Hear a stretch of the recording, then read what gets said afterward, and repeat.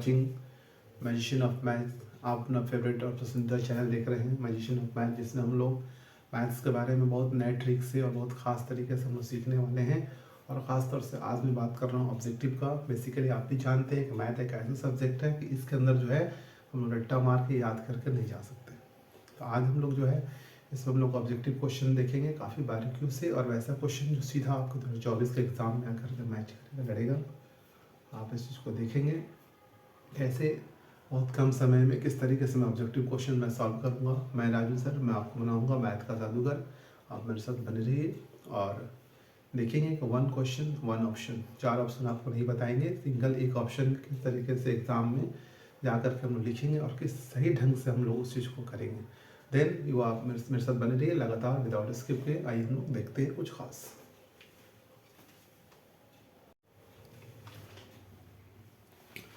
आइए हम लोग देखेंगे ये क्वेश्चन जो है बोर्ड पर आ चुका है। ये 1 to 15 क्वेश्चन है, 15 क्वेश्चन है। इसमें जो है 15 मिनट नहीं, सिर्फ 5 मिनट में ये 15 क्वेश्चन बनेंगे, सिर्फ ओनली 5 मिनट्स में। 5 मिनट्स में हम लोग कैसे सॉल्व करेंगे, आप मेरे साथ लगातार बने रहिए। ये 15 क्वेश्चन जो है हम लोग शुरू करेंगे बिल्कुल बेसिक से। वैसे स्टूडेंट्स जो खास तौर से उनका जो मैथ्स का जिससे उनको डर लगता है या उनका मैथ्स में काफ़ी प्रॉब्लम है, तो उस तरह के स्टूडेंट्स को हम लोग के लिए कुछ खास चीज़ मैं लेकर के आया हूँ। क्योंकि मैथ्स के अंदर फर्स्ट ऑफ ऑल क्या है, जब तक बेसिक क्लियर नहीं होगा तब तक आंसर नहीं आ सकते। और आप आंसर लगाएंगे गलत हो सकता है, मन में डाउट आएगा।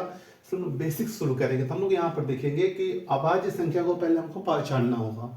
अभाज्य संख्या क्या है? अभाज्य संख्या 2, 3, 5, 7, 11, 13, 17।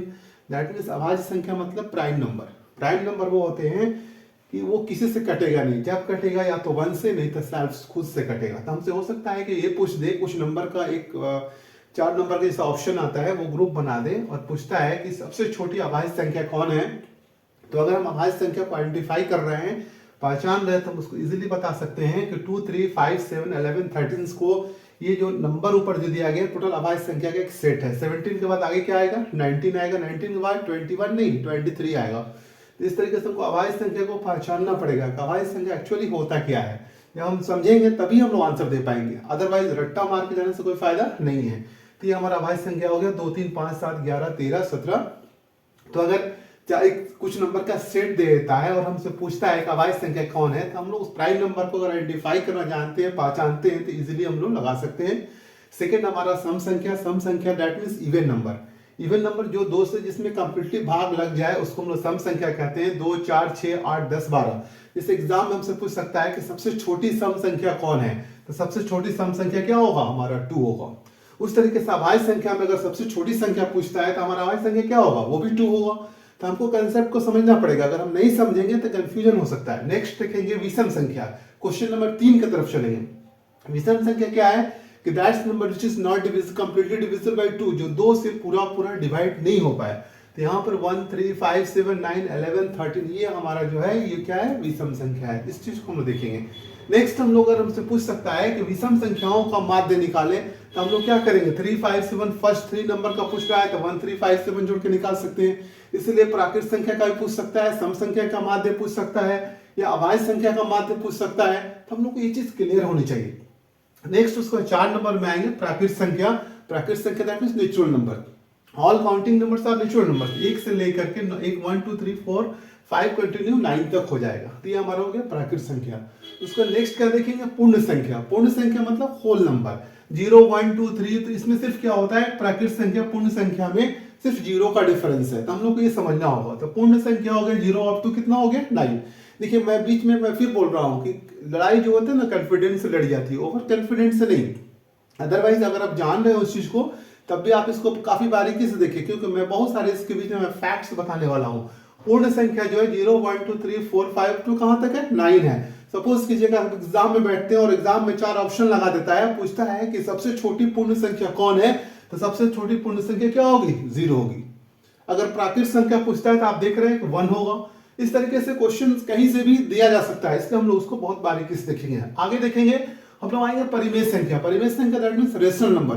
अब यहां से स्टार्ट होता है आपका जो एग्जाम में जो पूछे जाते हैं ना वो क्वेश्चन, यहां से बिल्कुल स्टार्ट हो रहा है परिमेय संख्या इससे तो क्वेश्चन आना ही आना है, 110% गारंटी है, बट किस ढंग से आएगा, क्या आ जाएगा, ये कहना मुश्किल है। इसलिए आपको इसको बारीकी को समझ, परिमेय संख्या दैट मींस 5, जीरो अगर है सिंपली वो भी आपका परिमेय संख्या है। 3/2 बटा का रूप में रहेगा, कोई भी हो सकता है, 7/2, 5/2, 9/2, कोई भी अगर बटा में है तो वो आपका परिमेय संख्या हो सकता है। सिर्फ शर्त ये है कि जो p/q जो बटा में जो है नीचे वाला नंबर जीरो नहीं होना चाहिए बस। अगर इस तरीके से कोई भी नंबर दिया हुआ है तो वो परिमेय संख्या है। आगे देखेंगे 3.417 दैट मींस यहाँ पर एंड पॉइंट है, तो ये आपका परिमेय संख्या है। इस तरह का एक सेट दे सकता है जिसमें डॉट डॉट डॉट करके आगे अगर बढ़ा रहा है तो आपका परिमेय संख्या नहीं है। अगर स्टॉप है यहाँ पर रुका हुआ है तो ये आपका परिमेय संख्या है। p/q बटा का रूप में कोई सा भी नंबर आ सकता है, बट उसमें कंडीशन ये है कि नीचे का जो डिनोमिनेटर जिसको हम लोग हर कहते हैं, q कहते हैं, q नॉट इक्वल टू 0, वो जीरो नहीं होना चाहिए। आगे देखेंगे 0/3 है, वो भी परिमेय संख्या है, दैट मींस जीरो भी। उसको 22/7 है, ये पाई का वैल्यू होता है। बहुत सारे लड़के कंफ्यूज कर जाते हैं कि पाई 22/7 जो है पाई का वैल्यू है, यहाँ पर क्या होगा, तो ये आपका जो परिमेय संख्या, क्योंकि q नॉट इक्वल टू 0, इस कंडीशन देखेंगे। उसका √16, √4, √9 इस तरह का कुछ नंबर दे देता है कि पूछता है कि ये परिमेय है या अपरिमेय। तो 16 को हम लोग क्या कर सकते हैं, इसको पेयर में तोड़ सकते हैं। पेयर में जब टूट जाएगा 4 × अगर 4 आ जाता है, तो ये जब पेयर में आ जाता है तो ये क्या होता है, रूट को छोड़ देता है, रिमूव कर देता है। तो अभी तक तो ये रूट में है तो अपरिमेय संख्या, बट अगर इसमें पेयर इसका स्क्वायर रूट निकल जाता है तो वो फिर क्या होगा, रूट से बाहर आने पर वो फिर परिमेय में कन्वर्ट हो जाएगा। इसलिए कुछ नंबर हमने लिख दिया यहाँ पर, √4 है, √9 है। रूट में रहने का मतलब बहुत सारे लड़के अपरिमेय पर टिक मार देते हैं, बट अगर ये रूट को रिमूव कर दे रहा है, फ्री हो जा रहा है, तो वो आपका यहाँ पर परिमेय संख्या होगा। नेक्स्ट आगे देखेंगे अपरिमेय संख्या। इससे तो क्वेश्चन मतलब हर साल पूछता है। परिमेय संख्या ये पाई अगर दिखता है, इसको हम लोग पाई बोलते हैं। क्या बोलते हैं इसको हम लोग, पाई। ये आपका जो पाई जो है, तो ये यहाँ पर पाई को देखेंगे, पाई कहीं भी अगर रहता है, किसी भी नंबर के साथ अगर जुड़ा हुआ रहता है, एसोसिएट रहता है, तो उस पाई को हम लोग क्या बोलेंगे, अपरिमेय, दैट मींस इरेशनल। एकदम गांठ बांध लीजिए। कैसे सीखते हैं, कैसे बनाते हैं, कैसे क्वेश्चन को क्रैक करते हैं, हम लोग कैसे बनाते हैं, ये चीज हमको समझना होगा। और उसका पाई है 2π/3 है। इस पाई के साथ कोई नंबर लगा हो, नीचे हो, ऊपर हो, कुछ भी हो, पाई जहां दिखता है भाई वहां अपरिमेय पर टिक लगाए। कुछ आपको इस तरीके से कुछ करना पड़ेगा। इसलिए आपने जहां भी देखा पाई अपरिमेय या इरेशनल पर टिक लगाए।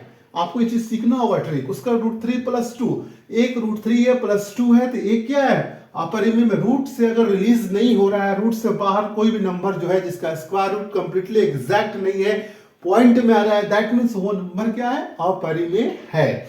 हम लोग देखते ही इसको टिक लगा देंगे। या कोई नंबर इसके साथ प्लस में हो, 7 - √3, कोई नंबर अगर माइनस में हो, तब भी कंटिन्यूअस हम लोग काम 4.312 है, तो हम लोग इसको क्या करेंगे, लगातार इसको हम लोग जो है टिक लगाते हैं। तो देखिए इसका नॉन स्टॉप एकदम बढ़ रहा है, तो हम लोग क्या करेंगे, इसको अपरिमेय टिक मार। नेक्स्ट आएंगे यौगिक संख्या देखेंगे। 12 दिया हुआ यौगिक संख्या, दैट मींस कंपोजिट नंबर, कम से कम उसका 2 फैक्टर होना चाहिए।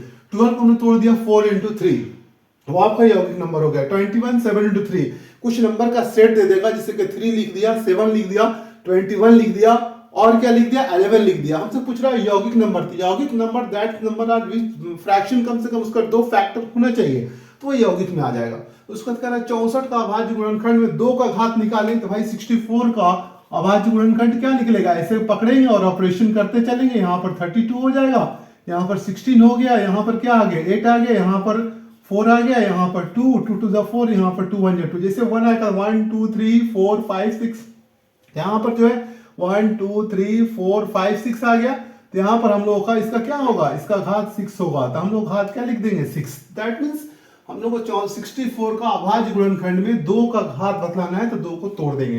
हो सकता है हम लोग 64 में बतला रहा हूँ, वहां पर 27 या कोई और नंबर आ जाए, कुछ और का घात पूछ दे, तो इस तरीके से हम लोग ऑपरेशन में लाकर उसको बारी बारी से क्या करेंगे, अभाज्य गुणनखंड करेंगे। अभाज्य संख्या क्या है, 2 3 5 7। जब हम लोग अभाज्य गुणनखंड जब भी हम लोग करेंगे तो नंबर इसी से उठेगा, इसी से डिवाइड होगा, इसलिए मैंने सबसे ऊपर क्या लिख दिया, अभाज्य संख्या। आगे देखेंगे एचसीएफ पीक्यू दिया हुआ है, एलसीएम पीक्यू, तब उस संख्या का हमको क्या करना है, संख्या बतलाना है, उसका क्या रिजल्ट होगा, तो उसका हम लोग क्या होगा, एचसीएफ क्या होगा, पीक्यू होगा। नेक्स्ट देखेंगे p 2 का पावर 5 5 का पावर n के रूप में 0.67 को लिखना है। कैसे लिखेंगे हम लोग 0.67 को, हम लोग यहाँ पर 0.67 है, इसको इस फॉर्म में लिखना है।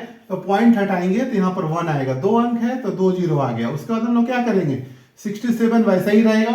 उसके बाद हम लोग क्या करेंगे, इसको हम लोग तोड़ लेंगे, इसको हम लोग तोड़ लेंगे 2 इंटू 2 इंटू 5 इंटू 5, ये हमारा हो गया। तो 67 जो है ये हमारा p के रूप में आ गया, और ये यहाँ पर क्या लिख सकते हैं, 67 डिवाइडेड बाई 2 का पावर 2 और इंटू 5 का पावर 2, ये हमारा इसका रूप पकड़ के 2 का पावर 2। तो बहुत इजीली वे में हम लोग बनाएंगे। उसका 0.13 है तो यहाँ पर 13 का 13 आएगा और यहाँ पर 99 आएगा। ये कैसे आएगा, x का वैल्यू मान के पुटअप करके करते हैं। तो यहाँ पर इस तरह का रिजल्ट जो, ये तो नंबर ऊपर रहेगा ही। उसके बाद यहाँ पर 2 अंक के बाद पॉइंट अगर है तो 99, अगर 1 अंक के बाद पॉइंट रहता तो यहाँ पर 9 सिर्फ लिखते, सिर्फ 9। और अगर 3 डिजिट्स के बाद रहेगा तो 999 लिखेंगे। उसके बाद आगे और हम लोग बढ़ेंगे। 2 लगातार सम संख्याओं का मासा मतलब HCF क्या होगा, तो 2 लगातार संख्या ले लेते हैं। 2 लगातार संख्या क्या ले लेंगे, यहाँ पर सम संख्या कह रहा है तो 2 और 4 अगर ले लेते हैं तो इसका क्या कह रहा है, इसका मासा निकालने के लिए कह रहा है HCF, तो क्या होगा 2 2 4, ये कट गया तो इधर इस साइड वाला आंसर होता है। तो रिजल्ट क्या होगा, संख्या अगर लगातार सम संख्या है तो उसका मासा क्या होगा, 2 होगा। नेक्स्ट देखेंगे 2 लगातार विषम संख्या का मासा क्या होगा, 1। क्यों, लगातार विषम संख्या ले रहे हैं तो 2 ले रहे हैं और 3 ले रहे हैं, तो 2 3 का अगर HCF निकालेंगे तो 2 1 जा 2, 1 आएगा और 1 2 जा 2, तो क्या आ गया रिजल्ट 1। इसलिए 2 लगातार विषम संख्याओं का मासा 1 होगा। द्विघात बहुपद में शून्य की संख्या कितनी होती है, 2।